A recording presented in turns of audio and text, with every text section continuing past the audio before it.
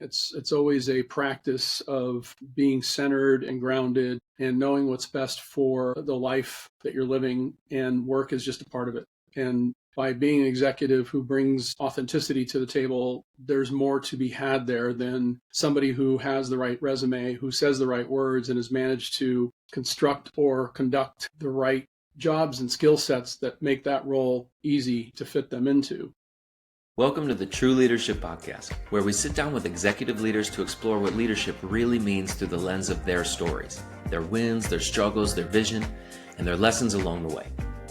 I'm Ty Hammond, founder of One Mountain Leadership and creator of the True Leadership Approach, an awareness-based path that helps leaders shift their focus from what to do about their problems to how to grow from them. Whether you're just stepping into leadership or are well-seasoned and at the top of your game, your potential won't be realized following someone else's script, but you can draw insights from their stories and turn it into wisdom by putting it into practice in your own life.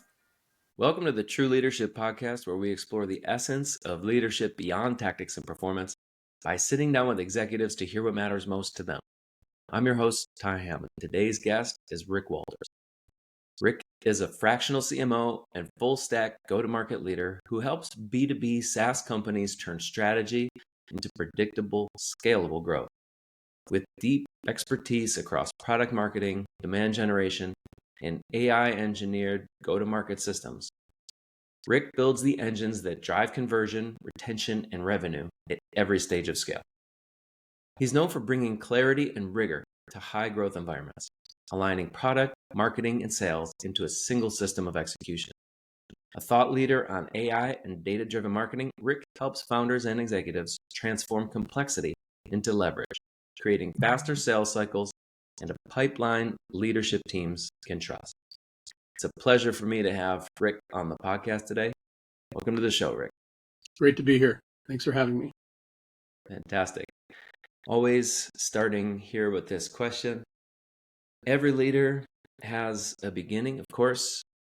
I found that who we are as leaders and at work and in life starts well before we make it to the executive office, long before we advance to an executive position of leadership. I'm curious, who's someone from your early life or an early experience that shaped the kind of leader that you are today? Yeah, I go back to a couple experiences when I was very young, mostly in sports and specifically in high school in baseball.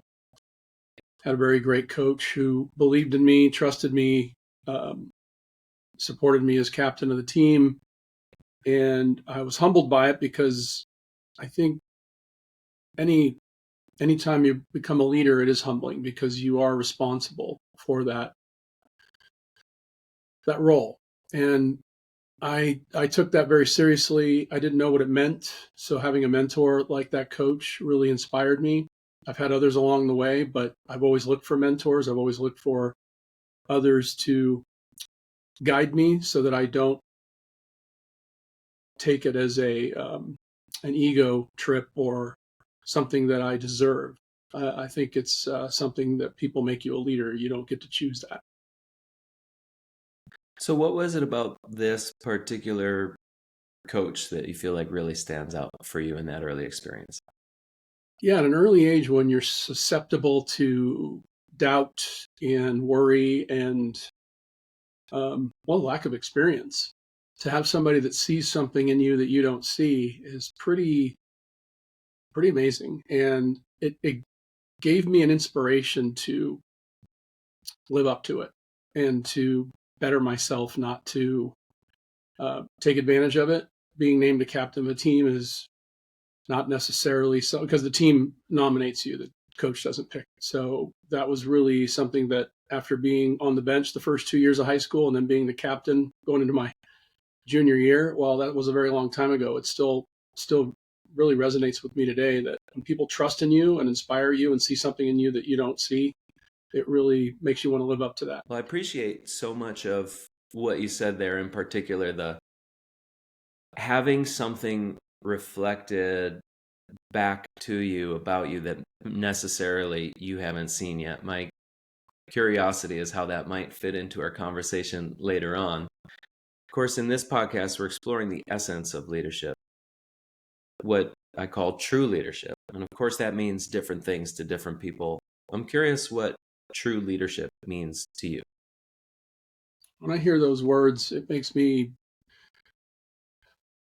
think about how can I motivate a team?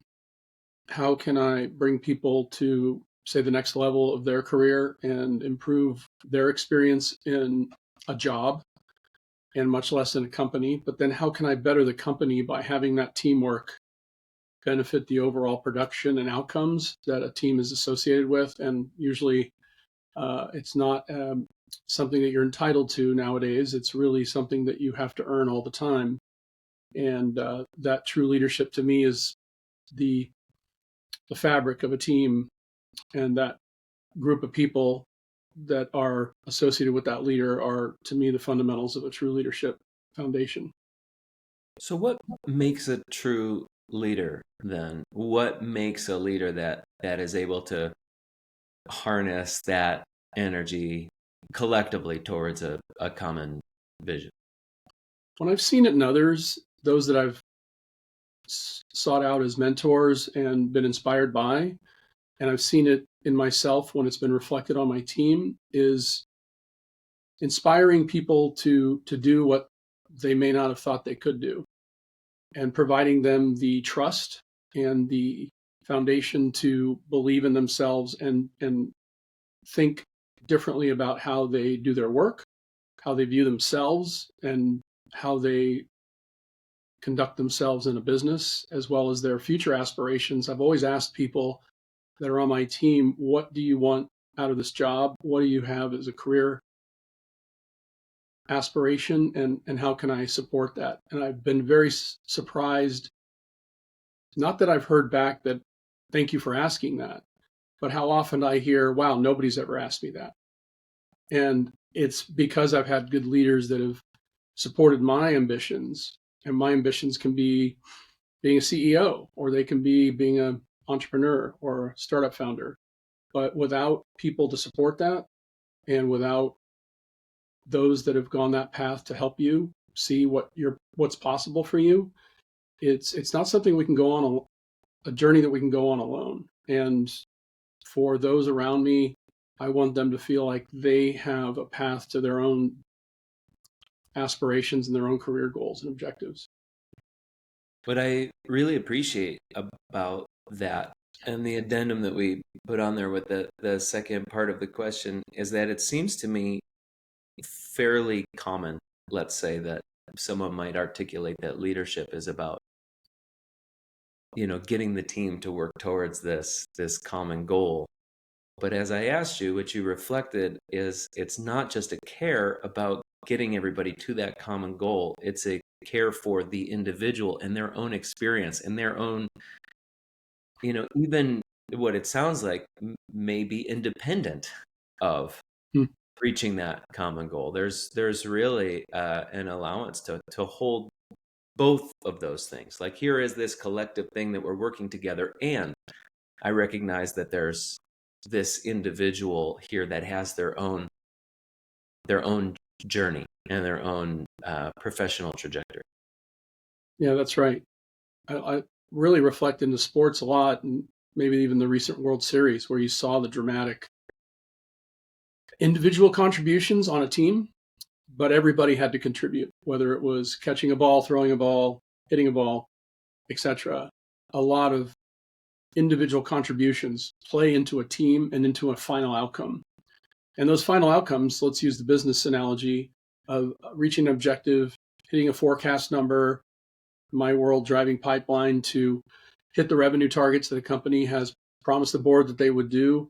It's a dynamic journey. It's not something that you compel people to say, hit that mark at all costs. That's been very typical of what you hear in, call it leadership or call it executive leadership in the sense of startups where I spend most of my time.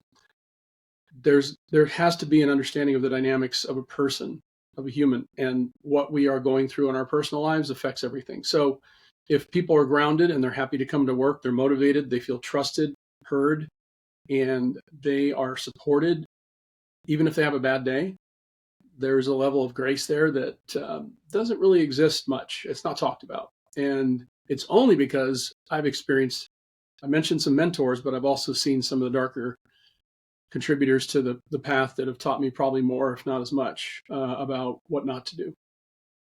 Those are powerful teachers as well. Maybe we can touch in on some of the lessons along the way in regards to that. Can you share about an experience that you feel like really challenged you, maybe even became a turning point in your own leadership journey? Yeah, early in my career in startups, going back over 10 years, the challenge a lot of times is the decision making of those that are your managers. And at times you question their reasons, you question their outcomes and goals when you all were given the same goals and then things change. There's a level of transparency that's missing with people that are, in my experience, poor leaders. They don't trust their team enough to tell them the truth.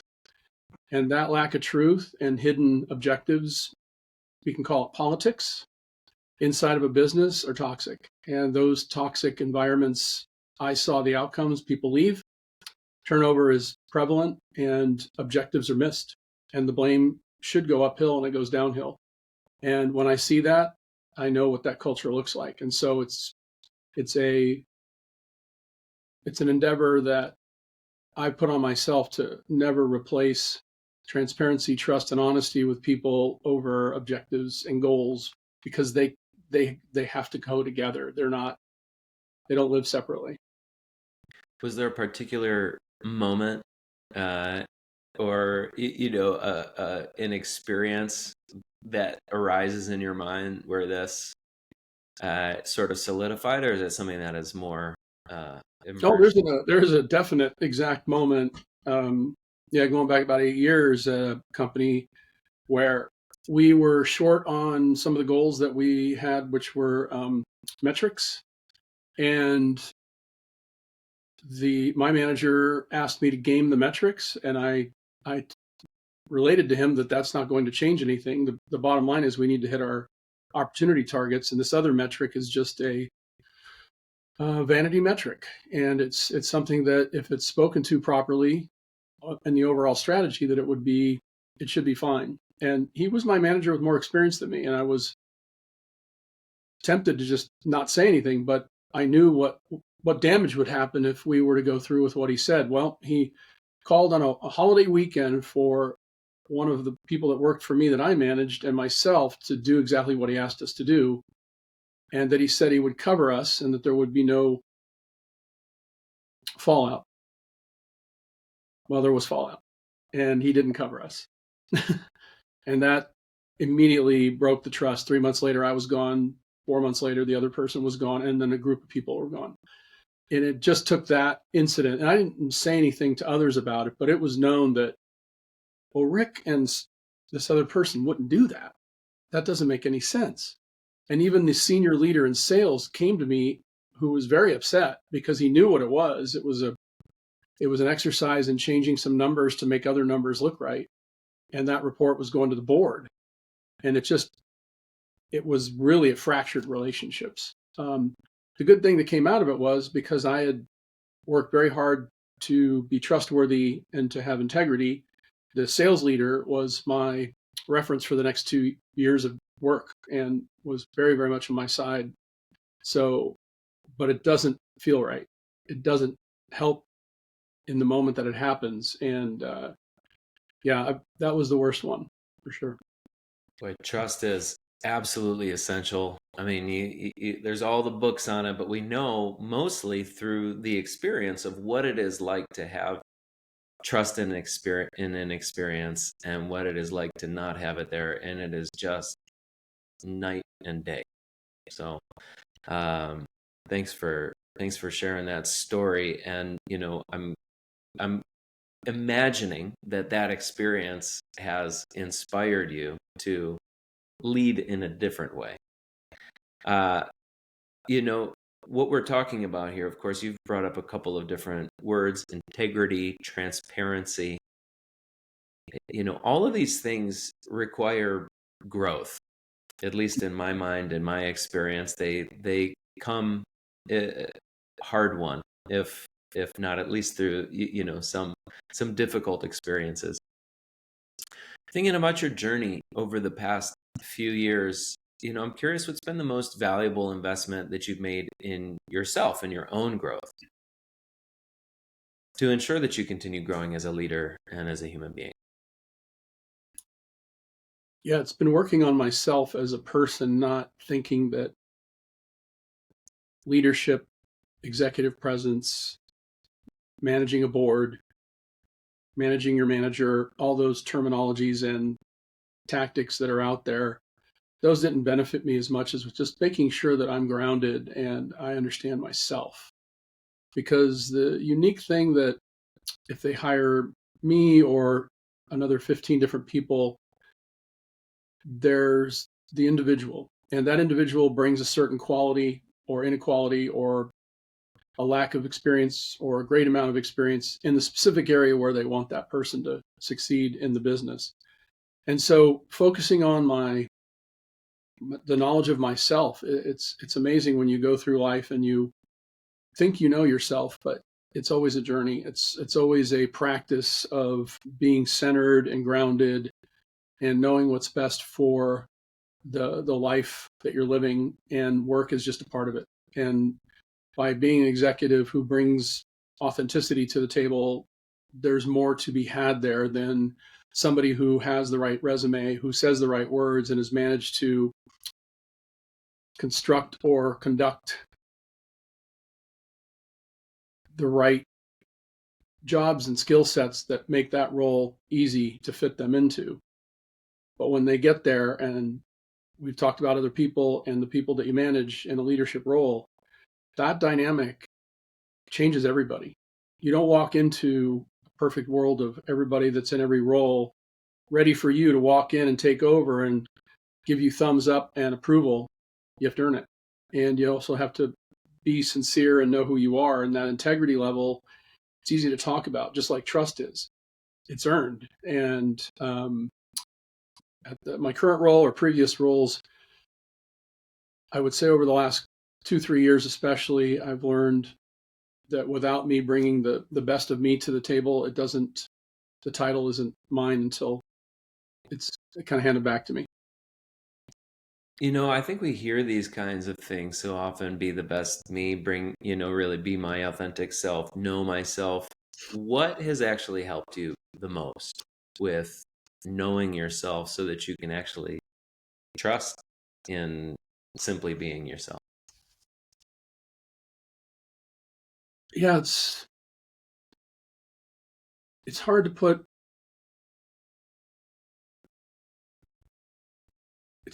the right words to what the practice in the True Leadership Foundation course has done, but it's really grounded me in understanding who I am, why I am, the thoughts and the feelings that are associated with activity that turns reactivity into mistake or poor judgment or bad decisions. I've been more, in the last year of working with True Leadership Foundations, I've been more in tune with how I think and feel in moments by being present. And that presence has evolved. It's not something that I turned on with a switch, nor is it something I read in a book. It's living it every day. And the challenge is there's many years of patterns of behavior, or I won't use all the True Leadership Foundation terminology because those that listen to this may find it interesting, but they may not understand it. The way I would tell somebody about it, and I tell my own children about it, is being in the moment, understanding that it's okay to be in the moment and not doing anything about it, and doing less than I used to do, and having to do more to be more, has been a transition that has changed my life. As well, couldn't have said it better myself. I think that is the trap, attempting to do more in order to be more when there's nothing that we can do to be. So to some extent, what I hear you, and a full transparency to anybody listening, that Rik and I have been working together for some time through the True Leadership approach, and that knowing thyself is so essential. It's awareness. And it's learning how to pay awareness, how to bring awareness to the things, the blind spots, the assumptions, the feelings, the thoughts that maybe we have been unaware of. You know, in my sense, and even just in working with you and knowing you, Rik, you know, that sort of awareness and in growth, there's vision and life, as you said, it's a living thing and it emerges. I'm curious to hear from you. You know, what's your evolving vision for yourself, your leadership, your legacy, or the impact that you want to have in the years ahead? I think it's in the latter part of what you said. It's the impact. What you and I have talked about recently in our private meetings has been adding value.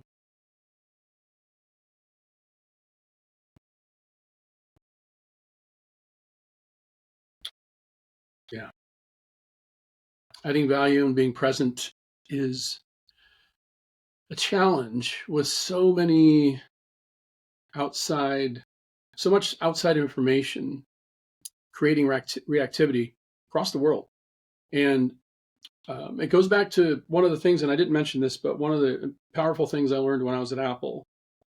Steve Jobs had us as a group of people on the product team always telling our senior managers what we didn't do that day.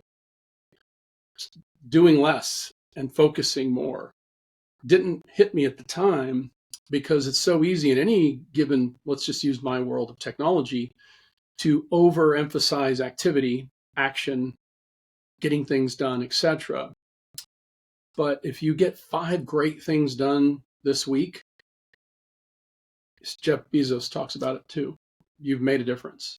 Tell me about these great things you did. Don't tell me about everything you did. And that's a real burden on my team, and has been for some time in multiple roles, is where people will, when they report in on their weekly one-on-ones, they want to tell me the 50 things they worked on. And that's exactly what I coach against is no, just what are the most important things to hit our goal that you can focus on? The other activities are associated with it, but really focus. So that's where the impact comes in. How can I help people that are in their own journey, say younger in their careers?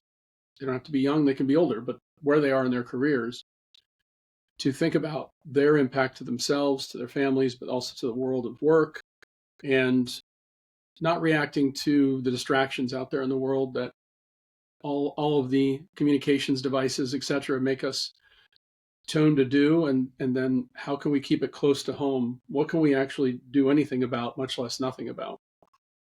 And the more I think about it, the more I try to do nothing about things I can't control. Boy, it's really all circles around that awareness piece, and seems to me, especially with, you know, the newer leaders, or, you know, folks coming out of individual contributor folks that I work with, getting into managerial positions, and so much of it is learning how to disentangle the association between doing and value.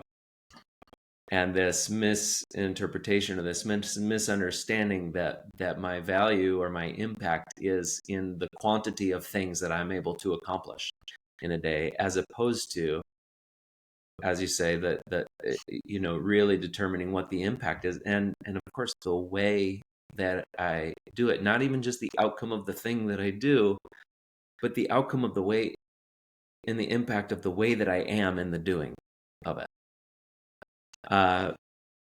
You know, thinking about what true leadership means to you, we've hit a bunch of different points here, and, you know, your vision for the future. What's your growing edge right now? What are the ways that you're being stretched or tested in your leadership or in life today? One of the ways is where I want my career to be and where I want it to go versus where it is and where it's naturally flowing to. There's a connection to the present side of, of practicing awareness and challenging myself not to do anything about what is presented to me as an opportunity. Many times it doesn't, early in my career, I was taught have your career path and then go, don't allow anything to distract you from that. Well, that's what I knew at the time I made that decision to go for this, say, title or role. But as I've gone through the last year, I've really noticed the objectives that I had in front of me weren't right or wrong. They were based on information that I had and long-held beliefs. And now those long-held beliefs don't need to stand. They don't need to be beliefs. They can just be thoughts. And those thoughts have led me down paths of being stubborn and being determined. And determined and stubborn can kind of be conflicted.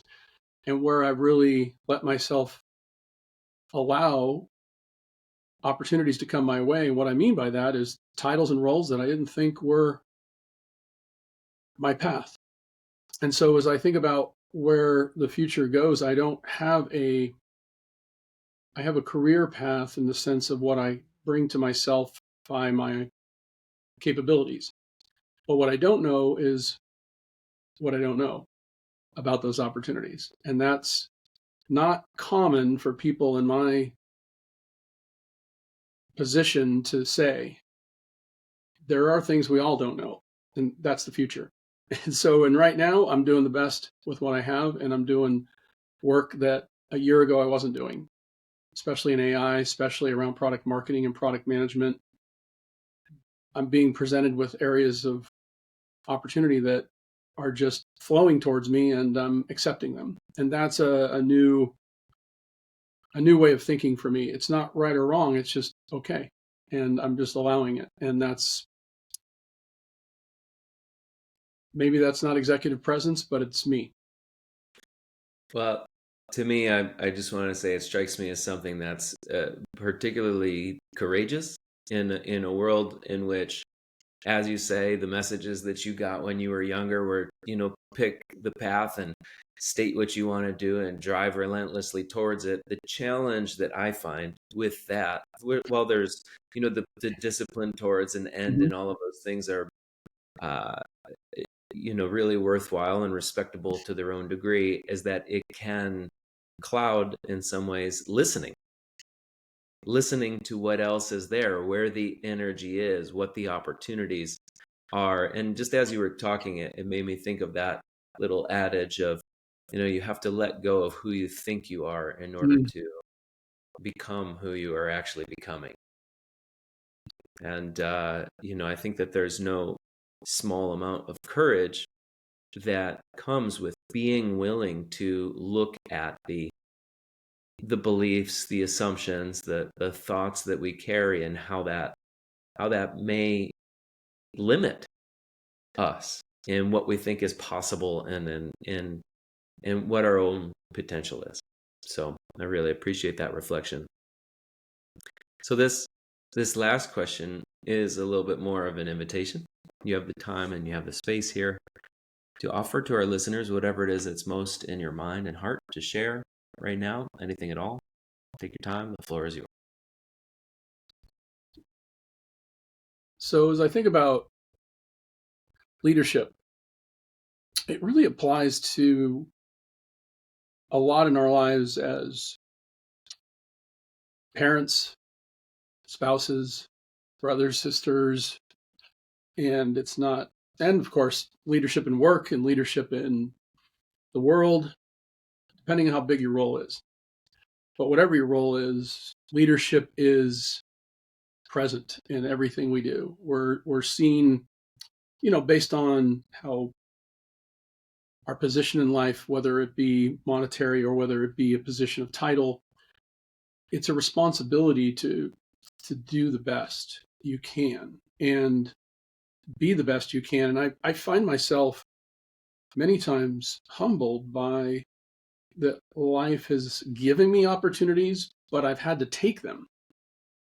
And something a famous drummer once told me in a postcard he wrote me 40 years ago, Neil Peart from Rush, said, remember, luck is when preparation meets opportunity, so be prepared. And I'd never thought of it that way. And I recently read Miguel Rojas, who hit that home run that put the Dodgers into extra innings and they won that World Series. He said the same thing. So, but preparation isn't just being ready for that opportunity. It's having put in the back work, the homework, the preparation. What I felt like I've been working with you on is being not seen as ready, but knowing that you're ready. That trust you have internally is more important than what people trust. So that, going back to my early experiences in my youth, I still doubted myself, even though I had trust put into me and the team trusted me. I still had to, back that up. I still had to practice. I still had to take at bats. I still had to take ground balls, and I still had to work at conditioning. I couldn't just be that. And I think that's where I think the fundamentals of, in this current technology boom we're in with AI, that we have to be cautious, that we don't allow AI to take over our person and our personality and our knowledge. We still have to know things, and we still have to use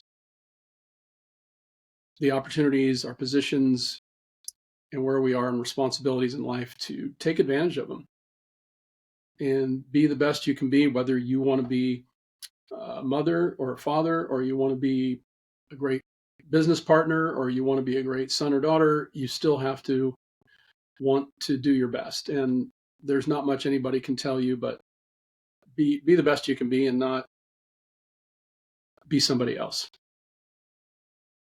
Boy, such a powerful message. And I love that distinction between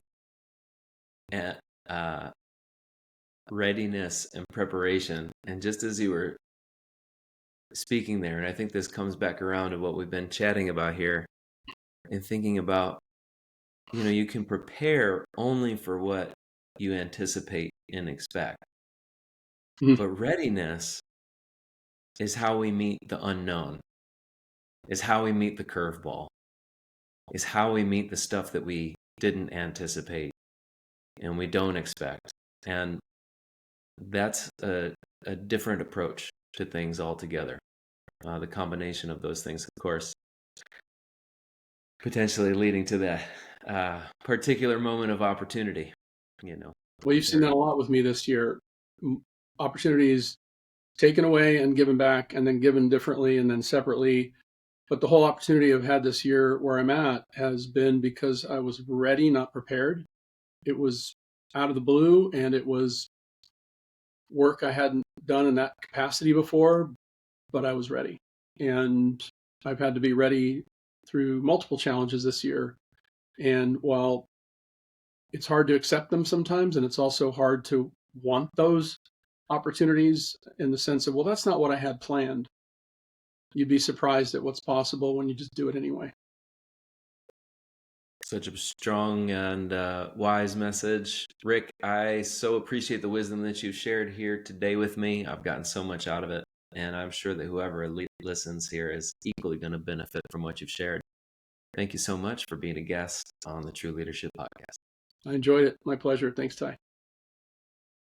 That's it for this episode of the True Leadership Podcast. If you enjoyed this conversation, you can subscribe to YouTube, Spotify, Apple Podcasts, or wherever you're listening to this to catch future episodes.